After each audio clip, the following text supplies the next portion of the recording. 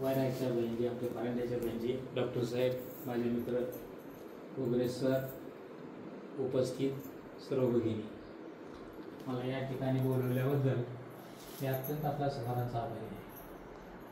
आणि आज रक्षाबंधना मिळते, हा पवित्र सण आहे. बहीण भावाला राखी बांधते आणि तिचं संरक्षण कर असं म्हणते, म्हणून हा एक पवित्र सण आहे. मी इथं आल्यानंतर बहिणजी हे सगळे तुमचे पोस्टर वाचले आणि पोस्टर वाचल्यानंतर एक एक पोस्टर वाचताना कुठल्या तरी एखाद्या पोस्टरवर आपण दोन शब्द बोलू असं मला वाटलं. म्हणून हे पोस्टर आहे माझ्यासमोर. आत्मा काय आहे, कुठे आहे, आत्म्याची स्थिती काय, याच्यावर दोन शब्द बोलावं म्हणून मी आपल्यासमोर. भगवद्गीतेमध्ये 2ऱ्या अध्यायामध्ये सांख्य योग आहे. या सांख्ययोगामध्ये अर्जुनाला उपदेश करताना सांगितले परमेश्वराने, श्रीकृष्णाने, की पूर्ण ब्रह्मांडच माझ्या नियंत्रणाखाली आणि या ब्रह्मांडाच्या माझ्या नियंत्रणाखाली असताना प्रत्येक जीवामध्ये मी आहे, ज्याला आपण आत्मा म्हणतो. मग 84 लक्ष जे जीव आहेत, त्या प्रत्येक 84 लक्ष योनीमध्ये जीवामध्ये हा आत्मा आहेच. आत्मा काय आहे, त्याला मरण नाही, हा प्रत्येकाच्या जीवामध्ये आहे. आणि जोपर्यंत तो आहे आत्मा, तोपर्यंत आपण आहोत. कुठलाही जीव, आपण जोपर्यंत आत्मा आहे तोपर्यंत आपण आहोत. कसे आहोत, आपण चालतो, बोलतो वगैरे वगैरे. आत्मा ओळखायचा कसा, कुठे आहे तो, शरीरात कुठे आहे.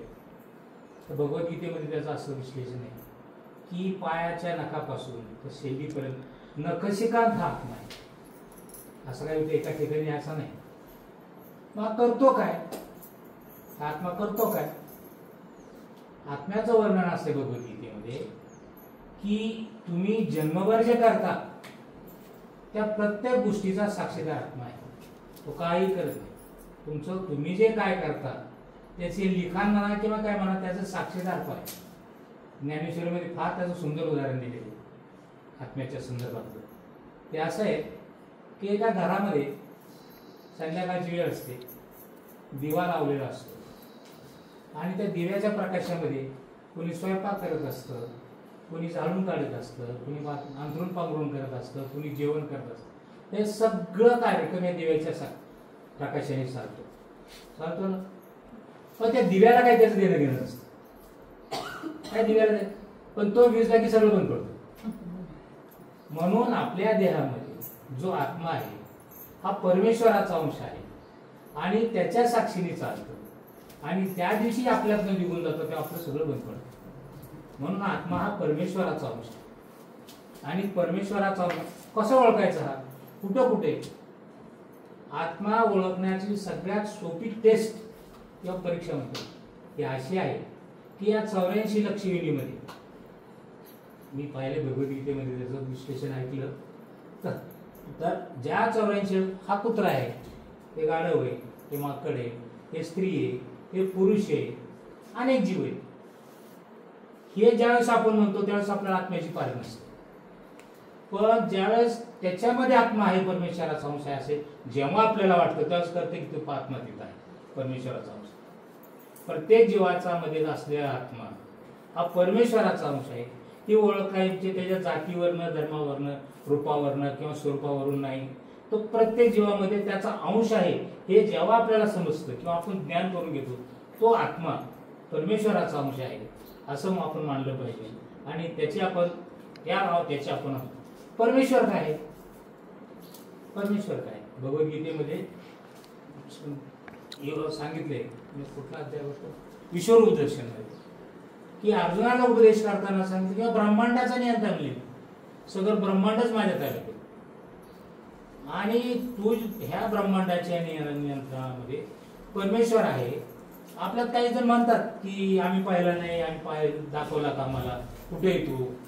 तर भगवद्गीतेमधला जर विश्वरूप दर्शन पाहिलं तर त्याच्यामध्ये त्याचं स्वरूप काय हे अर्जुनाला दाखवलं आणि अर्जुनाने भगवद्गीतेमध्ये ते लिहिलं परमेश्वर काय आहे ते आपल्या वाचण्यासाठी. मग प्रश्न असा आहे की ही देवदेवता कोण, 33 कोटी देवदेवता आहेत ना, त्या कोण, त्यांचा काय स्वरूप आहे? तर 33 कोटी देवता इतका अपभ्रंश याबद्दल आपल्या समाजामध्ये, सगळ्या समाजामध्ये. कोटी हा संस्कृत शब्द आहे. कला काना एक मात्रा कोट, तिला पहिली वेलांटी टी असा शब्द येतो. कोटी ह्या शब्दाचा संस्कृत मध्ये अर्थ असा होतो की प्रकार. कोटी म्हणजे प्रकार. 33 कोटी म्हणजे 33 प्रकारचे देव. ते भगवद्गीतेमध्ये आहे. 7व्या अध्यायामध्ये त्याचं वर्णन आहे. त्याची पूजा करू नये हेही 9व्या अध्यायामध्ये सांगितले. ज्यांची भौतिक कामनेनी मन हिरावलेले असते ते देवदेवतेची पूजा करतात, कारण काय अधिकार दिलेले असतो. मला जर काही पाहिजे असेल तर ती देवासमोर मी जातो. ही शुद्ध भक्ती नाही.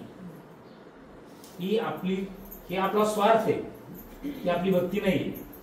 शुद्ध भक्ती म्हणजे कुठलीही अपेक्षा न करता परमेश्वरा हे तुझा अंश, माझ्या आत्मा हा तुझा अंश आहे, मला सद्गती दे, हे म्हणणं म्हणजे शुद्ध भक्ती. बाकीच्या सगळ्या स्वार्थ भक्ती. मग हे 33 कोटी देव कोण? तर 33 कोटी देवाचं वर्णन आलेले आहे की याच्यामध्ये रुद्र आहे. रुद्रामध्ये 11 प्रकार आहेत. रुद्रामध्ये 8 प्रकार आहेत. वसूमध्ये 11 प्रकार आहेत आणि आदित्यमध्ये 12 प्रकार आहेत. अशा सगळ्यांची जर बेरीज केली आणि आणखी 2 असं केलं तर ते 33 कोटी देव होतात. माझ्याकडे पुस्तकात त्याची नावं पण आहेत. अजून कुणी सुद्धा ऐकलेलं नाही की 33 कोटी देव कोण आहेत. पण आपण कुणालाही देव म्हणतोय. ती माझा देव आहे, ती तुझा देव आहे, ती माझा नाही, ते तुझा नाही.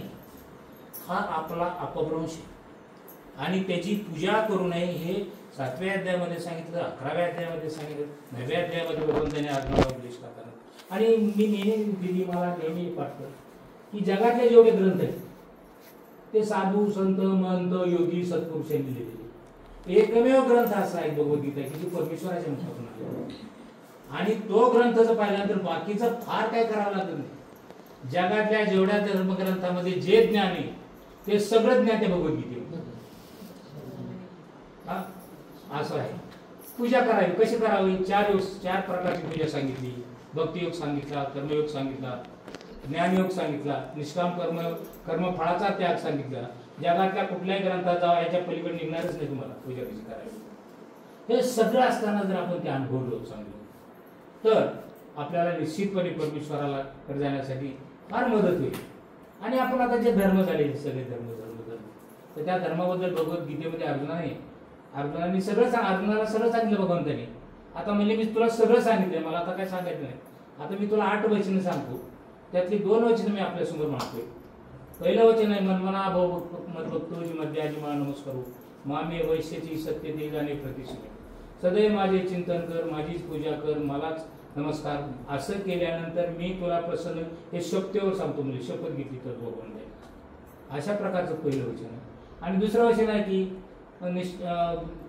सर्व धर्म परित्यागी ते मामका शरण व्रज. सर्व धर्माचा त्याग करणं आणि मला शरणी. धर्म ह्या तिथपर्यंत चालायच्या शिड्या आहेत. धर्म म्हणजे परमेश्वर नक्कीच नाही.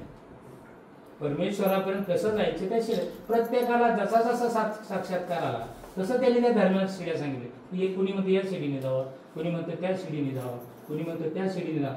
तर शिडीमध्येच भांडण सुरू झाले. माझी शिडी श्रेष्ठ का तुझी शिडी श्रेष्ठ. आणि तुम्हाला अत्यंत मला एक दुःख आहे माझ्या काही गोष्टीचं. सगळ्यात वाईट जर जन्म कोणाचा असेल तर मानव आहे इतर जीवापेक्षा. त्याचं मी स्पष्टीकरण थोडं करा. जगात हरणाचा कळप असा हरण हरणाला कधी मारत नाही. बैलाचा कळस असा बैल बैलाला कधी मारत नाही. कुत्र्याचा कळप असं कुत्र कुत्र्याला कधी मारत. पण माणसाने माणसाचं रक्त इतकं काढलंय की त्याचे तो कोणाचंच काढले. म्हणून हा सगळ्या देहामध्ये सगळ्या त्या धर्माच्या नावाखाली जेवढा रक्तपात झाला तेवढा कधीच झालेला नाही. म्हणून मी जातीचं मला इथं संधी दिला. मी एवढंच म्हणेन की परमेश्वराची भक्ती करा. परमेश्वर एकच आहे, आपल्याला त्याची भक्ती करा. हे जे आहे देवधर्म वगैरे काय नाही, फक्त परमेश्वर एकच आहे. आणि त्याचा आत्मा हा त्याचा अंश आपल्या देहामध्ये आहे. त्याला जागृत करा, परमेश्वराची भक्ती करा आणि आपल्याला सद्गती मिळा. भक्तीचा उद्देशच सद्गती मिळवणे, काय प्रपंच मिळवणे, जमिनी मिळवणे, पैसा मिळवणे असा अजिबात नाही. फक्त ज्या 84 लक्ष जीवामध्ये जे सगळ्यात श्रेष्ठ जीव म्हणून आपल्याला घातला आहे परमेश्वराने, त्याला सद्गती मिळावी आणि या 84 लक्ष योनीच्या फळ्यातून बाहेर पडावं आणि त्या परमेश्वरापर्यंत जावा, हाच त्याचा मुख्य उद्देश भक्तीचा. आणि हेच भगवद्गीतेमध्ये सांगितले. त्यानिमित्ताने मला जी बोलण्याची संधी दिली त्याबद्दल मी आपला अभंग आहे. कोणाचे हे घर हा देह कोणाचा, आत्माराम त्याचा तोची जाणे. याचंच विस्तृत वर्णन बापूंनी केलं. बापू, तुम्ही आध्यात्मिक क्षेत्रातले आहात. एक चांगली क्वालिटी असलेला वकील म्हणून तुम्हाला नावाजलेलं आहे. तुम्ही माउंट आबूलाही जाऊन आलेला आहात. तुमचं कुटुंबसुद्धा अतिशय समृद्ध, संपन्न आणि सुसंस्कारी आहे. तसं तुम्ही तुमचं गाव बी करावं अशी आमची इच्छा आणि विनंती आहे.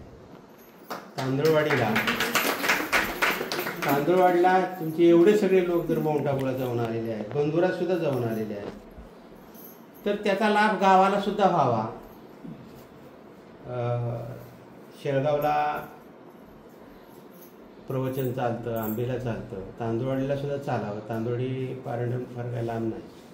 आम्ही तुमची सेवा करू. आम्ही काय तुम्हाला जाण्याचे पैसे मागणार नाही, काही नाही, काही नाही. आम्ही कुठला त्रास देणार नाही. फक्त तिथं आम्हाला 3-4 खाण्याची खोली लोकांना बसण्यासाठी मिळाली आणि तुम्ही तेवढी केली मदत तर बरं झालं. तुमच्यानं त्या गावाला लाभ मिळत राहील. आपल्या मनामध्ये तुम्ही भगवद्गीतेला एवढं मांडता, भगवद्गीतेला सगळेच मांडतात, कारण ती ईश्वरीय वाणीतून निर्माण झालेली आहे. तर ती ईश्वरीय वाणी तुम्हाला कळेल एवढं आवाहन करतो. आपण इथं आलात, खूप छान अशा प्रकारचं मार्गदर्शन केलं. तुम्हाला धन्यवाद देतो. आणि आपले डॉक्टर साहेब, थोडक्यामध्ये डॉक्टर साहेबांनी आपलं मनोगत व्यक्त करावं अशी मी त्यांना विनंती.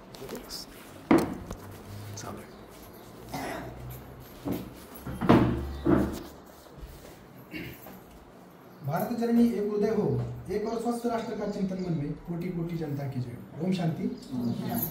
आदरणीय व्यासपीठावर उपस्थित आमच्या संगीताबाईंजी, महादेवबाईंजी आणि त्याबरोबर परंडा पंचक्रोशीतच नाही तर संपूर्ण महाराष्ट्रातील नामांकित वकील जे आमचे गुरुसमान मार्गदर्शन करणारे बापूसाहेब खरचडे आणि भारतबाई आणि उपस्थित सर्व माझ्या बहिणींची, आज आपण प्रजापिता ब्रह्मकुमारी विश्वविद्यालय परंडा येथे रक्षाबंधन या कार्यक्रमानिमित्त आज जमलेलो आहोत. त्या प्रसंगी बहिणजींनी आणि आपल्या बापूंनी खूप सुंदर असं मार्गदर्शन आपल्याला केलेलं आहे दादासाहेबांनी, की ज्याच्यामध्ये खरोखर त्यांनी त्यांच्या आयुष्यामध्ये जे काही त्यांनी सार घेतलेला आहे तो त्यांनी थोडक्यात आपल्यासमोर मांडलेला आहे, की जे एवढं आपल्याला करण्यासाठी खूप सारे आपल्याला ग्रंथ वाचावं लागतील, 2-5 वर्ष आपले त्यामध्ये वाया घालावं लागतील. तर तशाच पद्धतीने ह्या भागवत गीतेमध्ये जसं आपण म्हणतो की वेगवेगळ्या प्रकारच्या फुलांमधून जसं मधुमक्खी हे मध गोळा करते आणि एका ठिकाणी पोळं गोळा करते आणि ते मध शरीराला एक चांगल्या प्रकारे उपयोगी ठरतं, तर तशा प्रकारे एक औषध म्हणून उपयोगी पडतं. तर तशा पद्धतीने जे काही प्रजापिता ब्रह्मकुमारीजमध्ये जे आमच्या ब्रह्मकुमारी बहीणजी असतात किंवा भाईजी असतात, हे ह्या जे काही विश्ववंदीय किंवा विश्वगुरू भारतीय संस्कृती आहे की जे विश्वशांती आणि मानव कल्याणासाठी सदैव तत्पर असते, तर ह्यातून जे काही अपेक्षित आहे, काळाची गरज ओळखून त्यांना काय अपेक्षित आहे, त्यांना कशा प्रकारे स्वस्वरूपाची जाणीव निर्माण करून दिली पाहिजे, तर ह्यासाठी जे सतत प्रयत्न करतात आणि ज्यांनी पूर्ण जीवनातील भौतिक सुखाचा परित्याग करून जे म्हणतो ना परोपकारी, दिव्य, त्यागी अशा वृत्तीने जे सतत रात्रंदिवस कार्य करतात आणि केवळ भारतातच नाही तर संपूर्ण जगामध्ये त्यांचं कार्य विस्तारलेलं आहे. तर खरोखर ती एक प्रकारची मानवसेवा आणि एक मनुष्य घडवण्याचं कार्य आहे, की जसं एक म्हण आहे की जर 1 वर्ष समाजसेवा करायची असेल तर शेती करा, 10 वर्ष समाजसेवा करायची झाडे लावा आणि जर 100 वर्ष समाजसेवा करायची तर मनुष्य घडवा. सुसंस्कारी मनुष्य घडवणं आणि त्या व्यक्तीला आत्मभान, समाजभान, राष्ट्रभान निर्माण करून देणं आणि एक जबाबदार व्यक्ती निर्माण करून देणं. म्हणजे मी थोडक्यात सांगतो की ह्या आध्यात्मिक क्षेत्रामध्ये जेव्हा आपण येतो त्यावेळेस पूर्वी अनुग्रह आणि प्रबोध व्हायचा. अनुग्रहामध्ये जशा पद्धतीने जे संत लोक असायचे, ज्यावेळेस 2 दिंड्या पंढरपूरला जायच्या त्यावेळेस अनुग्रहामध्ये काय सांगायचे की ज्या क्षणी अनुग्रह झाला त्या क्षणी मुक्त झाला, बंधन नाही, आत्म्याला बोलूच नाही. त्यावेळेस त्याला स्वस्वरूपाची जाणीव करून दिली जायची, अहम ब्रह्मास्मी, मी त्याच ईश्वरी शक्तीचा अंश आहे आणि मी त्या ब्रह्मतत्वावर त्याला अवलंबून राहिलं जायचं. देह भान त्याचं नष्ट होऊन त्याला आत्मिक ह्याच्यावर म्हणजे शाश्वत भावावर त्याला आरूढ केलं जायचं. तर तशाच पद्धतीने ही राजयोग मेडिटेशन जे आहे तर त्यामध्ये मी कोण आहे, तो परमात्मा कोण आहे, त्याचा माझा संबंध काय आहे, ह्या पृथ्वीच्या रंगमंचावर मी कशासाठी जन्माला आलेलो आहे, माझं कार्य काय आहे, याचं भान निर्माण करून देण्याचं कार्य जेव्हा प्रकृतीकडे पलीकडे पाहण्याची दृष्टी या आपल्या प्रजापती ब्रह्मकुमारी सेंटरमध्ये आल्यानंतर जे राजयोग मेडिटेशन शिकतो त्यामधून आपल्याला निर्माण होतो. आणि त्याचबरोबर ज्यावेळेस प्रबोध दिला जायचा, अनुग्रहाने प्रबोध दुसऱ्या तिथीच्या वेळेस, तर त्यावेळेस डोक्यावर ठेवून त्याला प्रबोध की प्रबोधामध्ये की कुरवाळीला माता ठेवीला हात, सांगितली चिंता न करावी, म्हणजे अशा प्रकारचं नाम देऊन त्याला एक प्रकारचं खलिदम ब्रह्म हे सांगितलं जायचं की जसं मी त्या ईश्वरी शक्तीचा अंश आहे तशाच पद्धतीने ही प्राणीसृष्टी, वनस्पतीसृष्टी किंवा इतर जी काही मानवसृष्टी हे त्याच ईश्वरी शक्तीने बनलेलं आहे. म्हणजे त्याचा जो विचार व्हायचा किंवा दृष्टी व्हायची ते विश्वचे माझे घर म्हणजे वसुदैव कुटुंबकमची भावना निर्माण व्हायची. आणि ह्यातूनच त्याचा संसार मग कसा व्हायचा, 4 भिंती आपोआप तुटून जायचे राजयोग मेडिटेशनमध्ये आल्यानंतर. आणि त्यामध्ये अवघाची संसार सुखाचा करीन आनंद भरेने तिन्ही लोके, अशा प्रकारचे त्याचे विचार होतो. आणि त्या पद्धतीने तो आत्मकल्याण साधला जातो आणि तो कर्मयोगी बनतो. तो नेहमी सामाजिक समस्या ज्या आहेत त्या पकडून ज्या काही त्या समस्याला जे असतील, आतंकवाद असेल, दहशतवाद असेल, जातीवाद असेल, धर्मवाद असतील किंवा स्त्री अत्याचार असतील किंवा शेतकरी आत्महत्या असतील, बेरोजगारी असेल, वाटेल ते जे असेल ते एक पकडून ते दूर करण्याचा तो प्रयत्न करतो का तर समाजामध्ये सुख शांती समाधान लाभावं या पद्धतीने. आणि ते करत असताना तो आत्मकल्याणाबरोबर विश्वकल्याणी बनतो. म्हणजे हे जे काही ब्रह्मकुमारी सेंटरमध्ये आल्यानंतर राजयोग मेडिटेशन असेल किंवा अध्यात्मता आल्यानंतर एवढी पॉवर आहे की त्याला सामान्य व्यक्तीपासून, त्याला माणसापासून, त्याला राक्षसी प्रवृत्तीकडे न जाता त्याच्यामध्ये आत्मिक गुण भरून त्याला विश्वकल्याणी बनवण्याचं जे ट्रान्सफॉर्मेशन आहे तर ते कार्य आपल्या प्रजापती विश्व ब्रह्मकुमारी यामध्ये केलं जातं. त्याच्यामुळे काळाची गरज आहे प्रत्येकाने येणं आणि हे राजयोग मेडिटेशन शिकणं, हे मी म्हणेन. का तर आपल्याला माहिती आहे की जसं दादासाहेबांनी सांगितलं की ते बघितलं मी पुढचं पाहिलं होतं याच्यामध्ये सत्ययुग, त्रेतायुग, द्वापरयुग आणि कलियुग. तर ह्यामध्ये जर बघितलं तर जसं बहीणजी म्हणाले की स्वर्ग ज्यावेळेस आपल्याला सतयुगामध्ये डॉक्टर नसायचे, वकील नसायचे, अगदी बरोबर आहे. त्यावर सत्यावर नीतिमत्तेवर सगळे आधारित गोष्टी आहेत.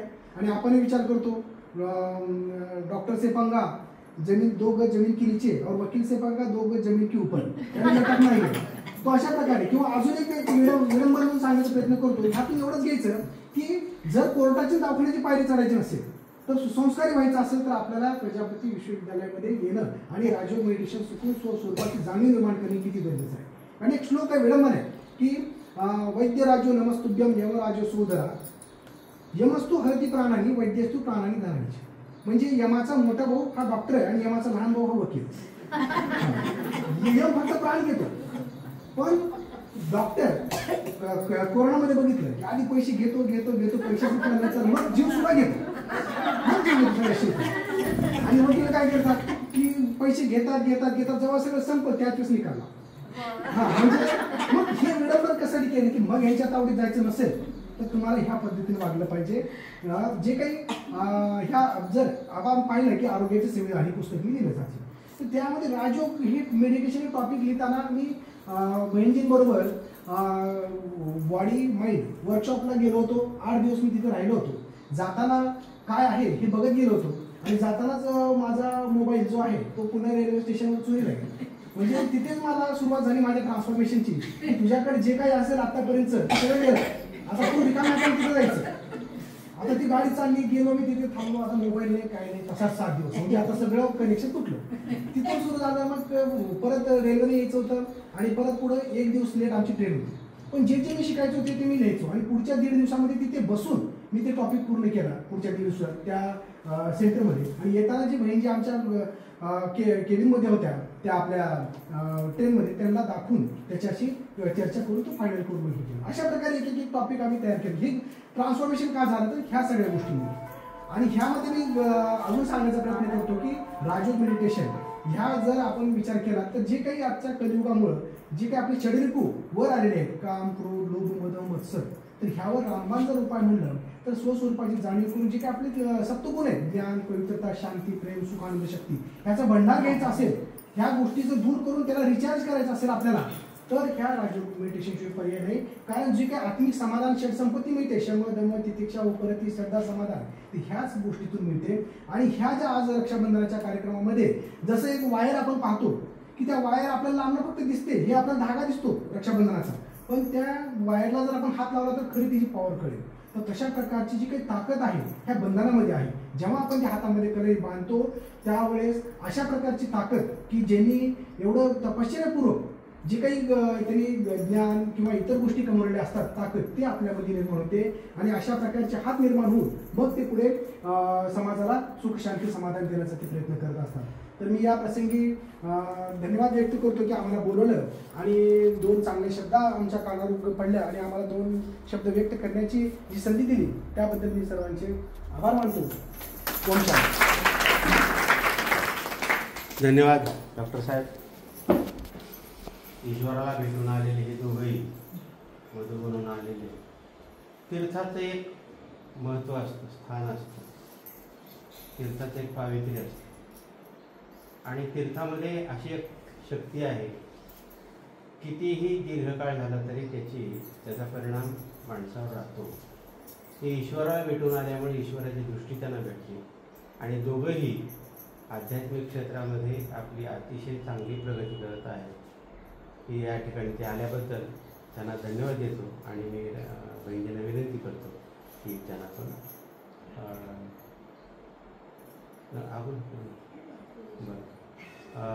तर राखी आता बांधायची आहे.